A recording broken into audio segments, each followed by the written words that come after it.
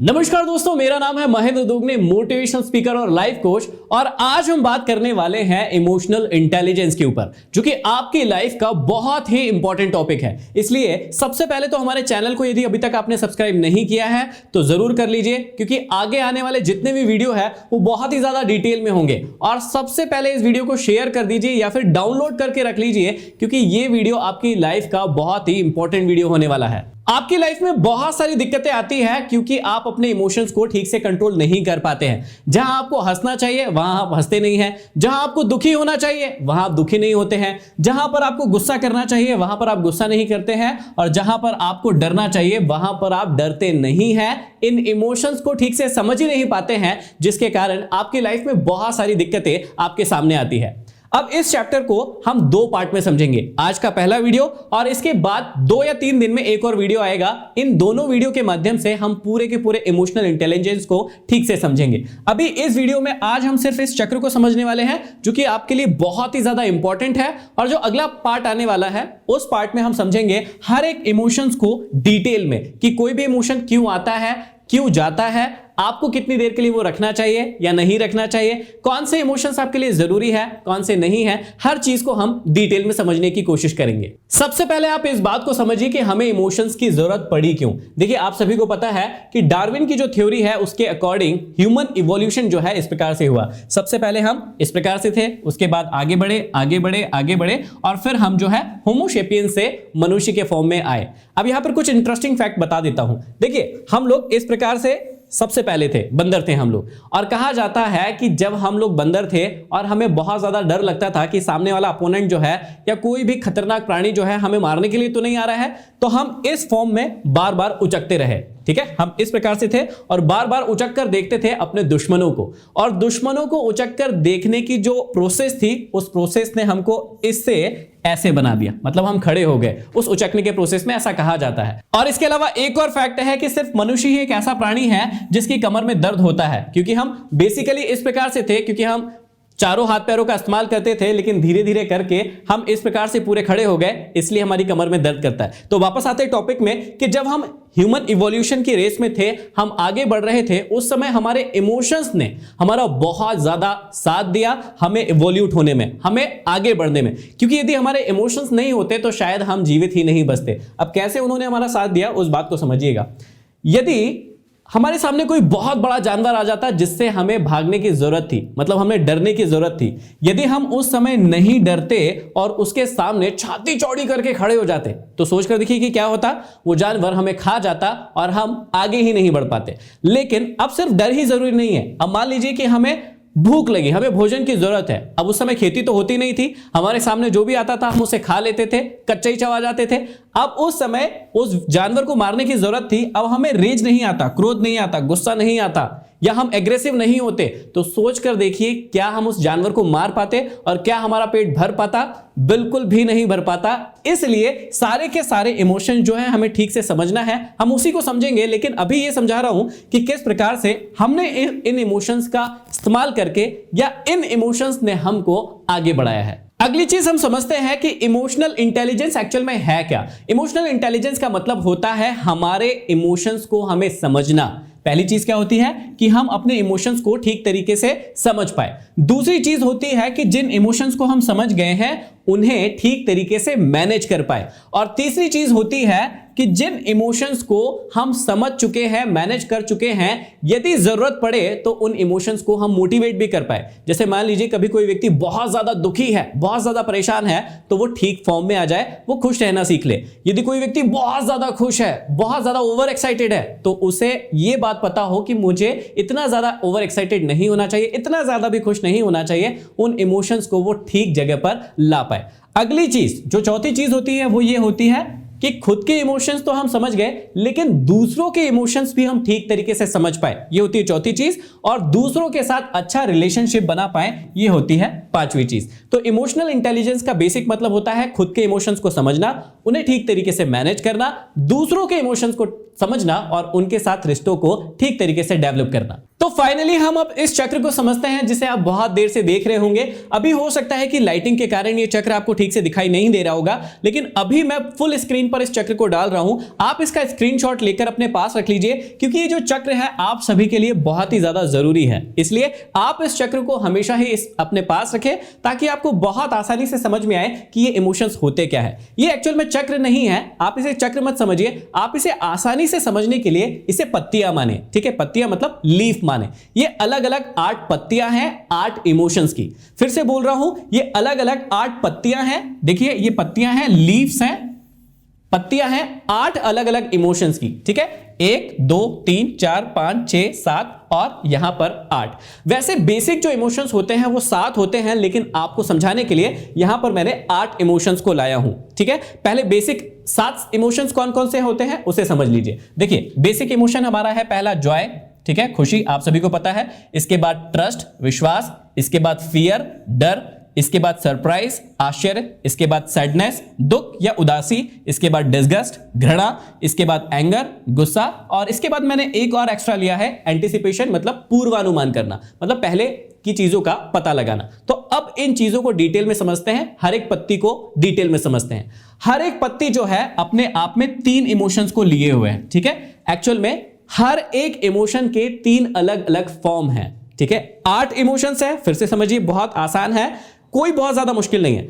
8 emotions हैं जिनमें पत्तियां हैं अलग अलग, एक पत्ती के अंदर एक ही इमोशंस के 3 अलग अलग रूप है। अब 3 क्या रूप है? सबसे ऊपर जो रूप है वो सबसे कम रूप है, मतलब किसी भी इमोशन का सबसे लो रूप है। उसके बाद जैसे ही हम आगे बढ़ते हैं उसी इमोशन का उसका थोड़ा और हाई रूप आता है, और उसके बाद सबसे ज्यादा वाला फॉर्म आता है, मतलब उस इमोशन का सबसे तगड़ा वाला फॉर्म, सबसे ऊपर वाला फॉर्म आता है। अब इसको डिटेल में थोड़ा सा समझते हैं, एक एग्जांपल लेते हैं, उससे आपको बहुत अच्छे से समझ में आएगा। ठीक है, अभी हम लेते हैं सबसे पहले गुस्से को। ठीक है, इस पत्ती को समझते हैं, आपको बहुत अच्छे से बाकी इमोशंस आसानी से समझ में आ जाएंगे, क्योंकि आप में से बहुत सारे लोगों को गुस्सा बहुत ज्यादा आता है। तो इस पत्ती को लेते हैं सिर्फ। अभी ये पत्ती जो है इसके अंदर सबसे बाहर वाला जो फॉर्म होगा, ये वाला जो सर्कल है, ठीक है, जितने भी इमोशंस हैं, हमारे 8 इमोशंस हैं, उसमें ये जो बाहर वाला सर्कल है वो किसी भी इमोशन का सबसे बेसिक रूप है, मतलब सबसे निचला रूप है। जैसे कि आपको गुस्सा आता है तो देखिए सबसे पहले चिढ़ के रूप में आएगा, मतलब आपको चिढ़ हो रही है, आप गुस्से वाले फॉर्म तक अभी पहुंचे नहीं है, मतलब उस इमोशन का ये सबसे निचला रूप है, मतलब एकदम कूल, ठीक है, ज्यादा गुस्सा नहीं आ रहा है लेकिन चिढ़ हो रही है आपको। अब जब यही चिढ़ आगे बढ़ेगी तो ये गुस्से के फॉर्म में बदल जाएगी, मतलब एंगर में बदल जाएगी। पहले चिढ़ हुई आपको, उसके बाद आप ज्यादा चिढ़ना शुरू कर गए, उसके बाद आप पहुंच गए एंगर पर, मतलब आपको थोड़ा ज्यादा गुस्सा आने लगा। लेकिन यहां पर भी आप दूसरे को नुकसान नहीं पहुंचा रहे, यहां पर आप क्या कर रहे हैं, खुद को ही परेशान कर रहे हैं, खुद को ही नुकसान पहुंचा रहे हैं। लेकिन जब यही गुस्सा और आगे बढ़ जाए और उसके हाई फॉर्म में चला जाए, ठीक है, पहला सर्कल था ये जो मैंने अभी बनाया, दूसरा सर्कल होता है ये वाला जिसके बारे में अभी मैं आपको समझा रहा था कि इसमें आप खुद को नुकसान पहुंचा रहे हैं। ये सिर्फ मैं गुस्से की बात कर रहा हूं, ठीक है, और किसी इमोशन की बात नहीं कर रहा हूं। ये गुस्सा जब और आगे बढ़ता है तो फिर ये बदल जाता है रेज में, मतलब ये इसके हाईएस्ट फॉर्म में आ जाता है, और इस फॉर्म में आप दूसरों को भी परेशान करना शुरू कर देते हैं, दूसरों को तकलीफ देना शुरू कर देते हैं, और यहां पर ये अपने हाई फॉर्म में पहुंच जाता है।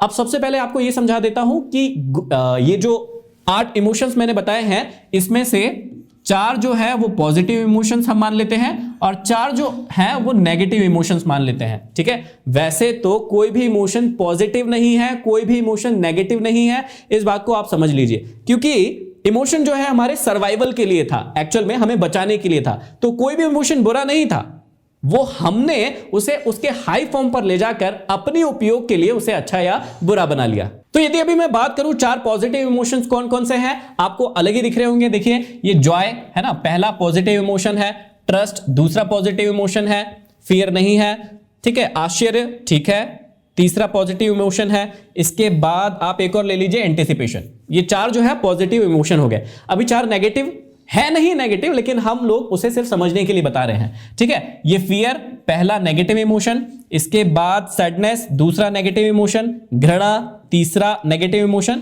और गुस्सा जो है वो चौथा नेगेटिव इमोशन है। तो यहां पर आपको समझाने के लिए मैंने बता दिया कि यहां पर 4 पॉजिटिव, जिनमें आपको बहुत ज्यादा नुकसान नहीं होगा, जो इमोशन अपने हाईएस्ट फॉर्म में भी आते हैं तो आपको बहुत ज्यादा दिक्कत नहीं होगी। लेकिन यदि ये 4 नेगेटिव इमोशन जो भी मैंने बताए हैं ये अपने हाईएस्ट फॉर्म में आते हैं, हाईएस्ट फॉर्म कौन सा होगा? ये अंदर वाला सर्कल। जब भी ये इमोशन अपने अंदर वाले फॉर्म में आ जाएंगे तो आपके जीवन में बहुत सारी तकलीफ देंगे। और इन 8 इमोशन में भी 2 इमोशन, वैसे 3 मान लेते हैं, 3 इमोशन सबसे ज्यादा आपको तकलीफ देते हैं, जो आपको बहुत अच्छे से पता है। एक बार मैं सारी चीजें क्लियर कर देता हूं ताकि आपको आसानी से समझ में आए, ठीक है। तो ये देखिए, पहला इमोशन है गुस्सा, जो कि आपको बहुत ज्यादा तकलीफ देता है, आप सभी को पता है। दूसरा इमोशन है सैडनेस, उदासी, आपको बहुत ज्यादा परेशान करता है, तकलीफ देता है और आपकी लाइफ में आपको आगे नहीं बढ़ने देता। तीसरा जो सबसे इंपॉर्टेंट इमोशन है वो है फियर या डर। ये 3 ऐसे इमोशन हैं जो आपको अपने वश में कर लेते हैं। यदि आप इन इमोशंस को, वैसे तो सारे इमोशंस को यदि अपने वश में कर लेंगे तो आप अपनी लाइफ अपने अकॉर्डिंग जिएंगे, लेकिन यदि आप इनके वश में आ गए तो फिर आप अपनी लाइफ को अपने अकॉर्डिंग नहीं जी सकते, आप इनके अकॉर्डिंग चलेंगे, जो कि आपकी लाइफ को सही नहीं बनाता है। आपके फैसले इनके ऊपर डिपेंड हो जाते हैं। जैसे हमने थोड़ी देर पहले ही समझा है कि हमें डरने की जरूरत थी क्योंकि हम बच पाए, इसलिए हमें उस समय डरने की जरूरत थी। जैसे हमें क्रोध की जरूरत थी ताकि हमारे सामने यदि हमसे कोई छोटा जानवर आ जाए जो हमें खाने की कोशिश कर रहा है, मारने की कोशिश कर रहा है, ताकि हम उससे लड़ पाए। इन इमोशंस की हमारे जीवन में बहुत ज्यादा जरूरत थी, इसलिए वो हमारे जीवन में आए। लेकिन अभी हम जो है इनका इस्तेमाल कुछ अलग तरीके से करते हैं। अभी इस बात को समझते हैं कि हमें इमोशनल इंटेलिजेंस की जरूरत क्या है। देखिए, सबसे इंपॉर्टेंट बात जो अब हम समझ चुके हैं, यहां पर 3 गोले हैं। पहला गोला ये वाला जो अंदर वाला है, ये सबसे हाईएस्ट फॉर्म है किसी भी इमोशन का। इसके बाद जो थोड़ा लो है वो है ये वाला गोला, इसमें इमोशंस का दूसरा रूप आता है जो सबसे हाई है उससे थोड़ा कम। और तीसरा वाला जो सर्कल है वो किसी भी इमोशन का सबसे नॉर्मल वाला रूप है। मतलब कोई भी इमोशन जब अपने इनिशियल फॉर्म में होता है वो वाला है। इमोशनल इंटेलिजेंस की जरूरत इसलिए है क्योंकि आपको पता होना चाहिए, यदि हम इस सर्कल में हैं तो हमारा दिमाग ठीक से काम करेगा, ठीक है। यदि हम इस सर्कल से बढ़ के किसी भी इमोशन में इस वाले सर्कल में आ गए, मतलब दूसरे वाले सर्कल में प्रवेश कर गए, तो हमारी बुद्धि धीरे धीरे काम करना बंद कर देगी। मतलब 50% काम करेगी लेकिन 50% काम नहीं करेगी। और जैसे ही वो इमोशन उससे भी आगे बढ़ा और तीसरे वाले सर्कल में पहुंचा, आपकी बुद्धि पूरी तरीके से काम करना बंद कर देती है। मैंने पहले भी कई सारे वीडियो में समझाया है, लेकिन जिन व्यक्तियों को समझ में नहीं आया है मैं इस बात को समझा देता हूं। अब हमारे दिमाग के बारे में सबसे इंपॉर्टेंट बात जान लीजिए कि जैसे ही हमारे इमोशंस हमारे ऊपर हावी होने लगते हैं, हमारा दिमाग धीरे धीरे करके काम करना बंद कर देता है। अब इमोशन अपने यदि लो फॉर्म में है, मतलब यदि बाहर वाले चक्र में है तो दिमाग थोड़ा काम करेगा, ठीक है। उसके अंदर वाले चक्र में आया तो थोड़ा और काम करेगा, लेकिन आधा दिमाग बंद हो जाएगा। लेकिन जैसे ही वो अपने हाईएस्ट फॉर्म में आते हैं, मतलब अंदर वाले सर्कल में आते हैं, तो हमारा दिमाग पूरी तरीके से काम करना बंद कर देता है। आपने कई बार नोटिस किया होगा कि आपके हाथों कोई ऐसी चीज हो जाती है जो आप करना नहीं चाहते थे, हो जाती है, उसके बाद आप कहते हैं कि यार ये मेरे साथ क्या हो गया या मैंने ऐसा क्यों कर दिया। वो आपने किया था क्योंकि आप अपने इमोशंस के हाईएस्ट फॉर्म में आ चुके थे। आपको खुद ही नहीं पता था कि आप क्या करने जा रहे हैं, क्योंकि आप यहां पर थे। और जब भी कोई व्यक्ति अपने इमोशंस के इन फॉर्म में होगा, चाहे वो पॉजिटिव इमोशन हो या फिर नेगेटिव इमोशन हो, मैंने बताया था अभी थोड़ी देर पहले 4 इमोशंस के बारे में। आप चाहे पॉजिटिव इमोशंस में हो चाहे नेगेटिव इमोशंस में हो, लेकिन किसी भी इमोशन के यदि आप हाईएस्ट फॉर्म में होते हो, जब सबसे ऊपर होते हो, तो आपका दिमाग पूरी तरीके से काम करना बंद कर देता है। इसे बहुत ही आसान से एग्जांपल से समझते हैं। देखिए, जब भी किसी व्यक्ति को गुस्सा आता है तो वो अपने लो फॉर्म में आता है, उसके बाद वो ऊपर चढ़ता है और उसके बाद वो और ऊपर चढ़ता है। अब जब लो फॉर्म में होता है तो कोई दिक्कत नहीं होती है, ठीक है। थोड़ा ऊपर आता है तो भी कोई दिक्कत नहीं है। लेकिन जब उस व्यक्ति को इतना गुस्सा आ गया कि उसे समझ ही नहीं आ रहा है कि मैं सामने वाले के साथ क्या करूं, और उस व्यक्ति ने उस व्यक्ति को मार दिया, अब मान लेते हैं थप्पड़ मार दिया, गोली चला दी, कुछ भी कर दिया, अब उसे उस टाइम तो समझ में नहीं आ रहा है कि मैं इस व्यक्ति के साथ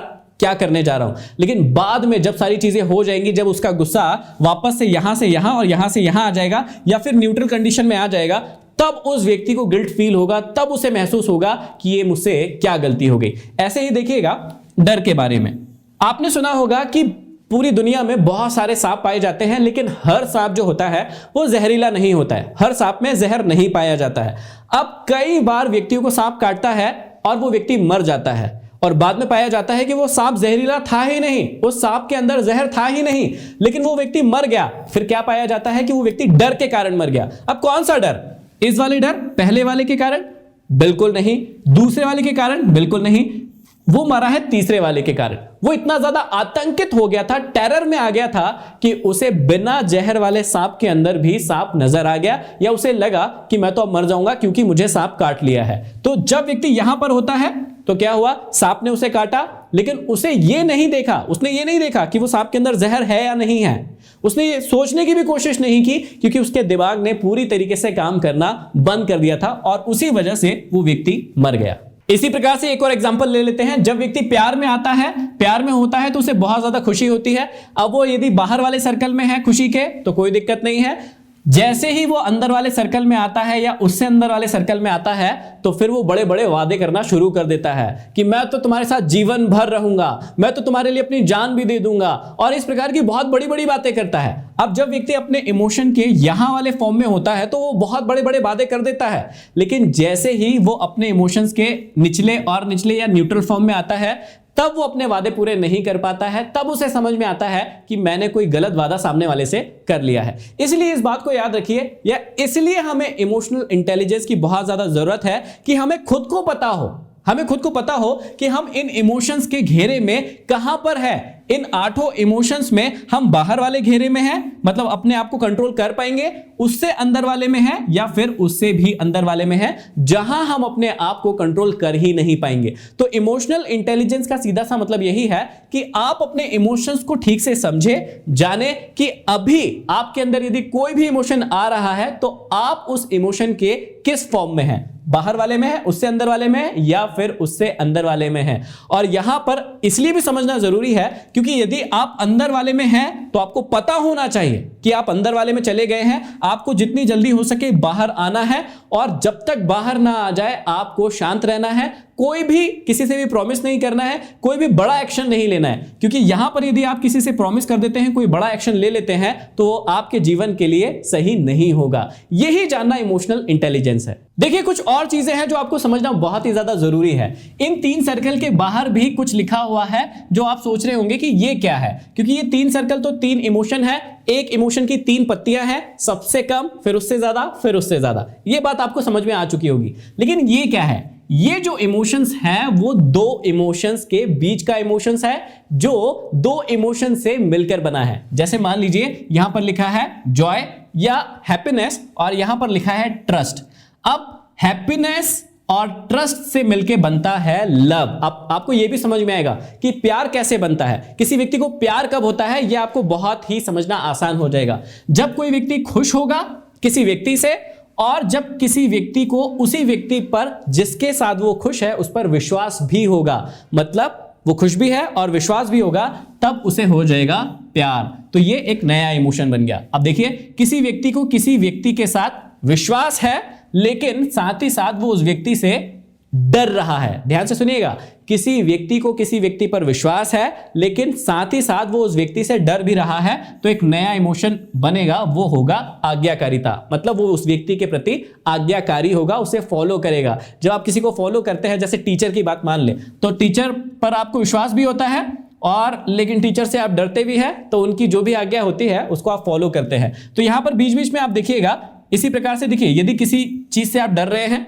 किसी व्यक्ति से आप डर रहे हैं, लेकिन वहीं पर सरप्राइज भी है, सरप्राइज या आश्चर्य का एलिमेंट भी जुड़ा हुआ है, तो इन दोनों से मिलकर बनता है आदर युक्त भय। मतलब आपको भय तो है, डर तो है, लेकिन वो रिस्पेक्टेड भय है। इसी प्रकार और भी चीजें हैं। आप जब इसका स्क्रीनशॉट ले लेंगे, जैसे मैंने पहले कहा था, तो आप इनके बीच के इमोशंस को भी पढ़िए, आपको समझ में आएगा कि इन 2 इमोशंस से मिलकर और भी इमोशंस बनते हैं, वो यहां पर मैंने समझाए हुए हैं। अब यदि आप मेरे सारे वीडियोस को ध्यान से देख रहे हैं तो पिछले वीडियो में मैंने आपसे कहा था कि मैं आपको इमोशंस और कलर थ्योरी के बारे में भी बताऊंगा या कलर साइकोलॉजी क्या है उसके बारे में भी बताऊंगा। तो यहीं पर मैं आपको समझा देता हूं। देखिए, आपने एक बात नोटिस की होगी, क्योंकि यहां पर कलर है, स्क्रीनशॉट वाला जो फोटो मैंने आपको बताया था, यदि वो आपके पास है तो आप देख रहे होंगे कि हर एक इमोशन के साथ एक अलग कलर है। जैसे यहां पर रेड है या रेड का और ज्यादा रेड वाला फॉर्म है, यहां पर पर्पल है, यहां पर ब्लू है, अलग अलग, ग्रीन है, येलो है, येलो का डार्क ग्रुप है, येलो का और लाइट शेड है, उससे भी लाइट शेड है।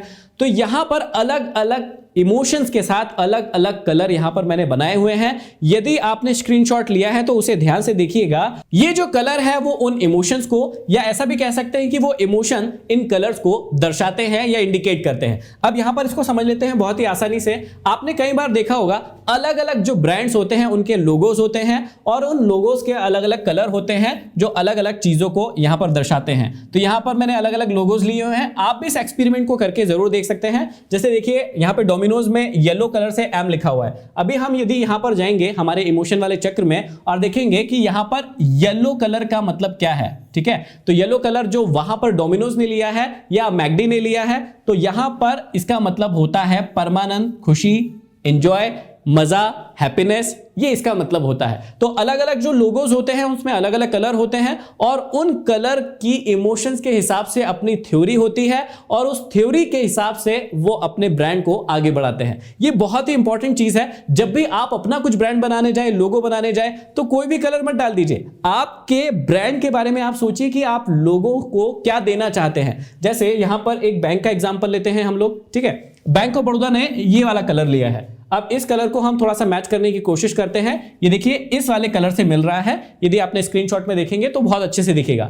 ये वाला कलर दर्शाता है, बैंक का था, बैंक ऑफ बड़ौदा का कलर था वो, तो ये दर्शाता है सतर्कता, विजिलेंस, या हम कह सकते हैं कि हमारे यहां सब कुछ ठीक है ना, हम लोग सतर्क है, हर चीज को लेकर बहुत ज्यादा ट्रस्टफुल है। तो ये चीजें जो है, कलर जो थ्योरी है, वो ब्रांड के अलग अलग लोगोस के साथ भी यूज की जाती है ताकि वो इमोशन वो आपके साथ जोड़ सके। इस वीडियो में मैंने आपको सिर्फ ये चक्र समझाया है। अगले वीडियो को देखना मत भूलिएगा, क्योंकि उसमें हम समझेंगे जो 7 बेसिक इमोशंस हैं, उन 7 बेसिक इमोशंस के बारे में कि वो क्या है, क्यों है, किस प्रकार से काम करते हैं। और कई बार आपको ये क्वेश्चन होता है आपका कि आप अपने गुस्से को कैसे कंट्रोल कर सकते हैं या आप अपने डर को कैसे भगा सकते हैं। यदि आप बहुत ज्यादा दुखी है तो कैसे वो दुख को हटा सकते हैं, क्या करें। तो इन इमोशंस के बारे में डिटेल में हम बात करेंगे अगले वीडियो में, इसलिए आप अगले वीडियो को देखना मत भूलिएगा। ये वीडियो जरूर शेयर कर दीजिएगा, क्योंकि ये वीडियो सिर्फ आपके लिए नहीं, आपकी फैमिली मेंबर्स के लिए, आपके भाई बहनों के लिए, आपके दोस्तों के लिए भी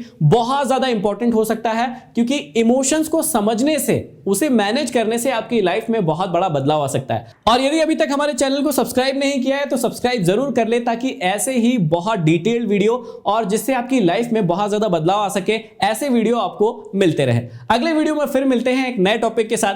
तब तक के लिए धन्यवाद।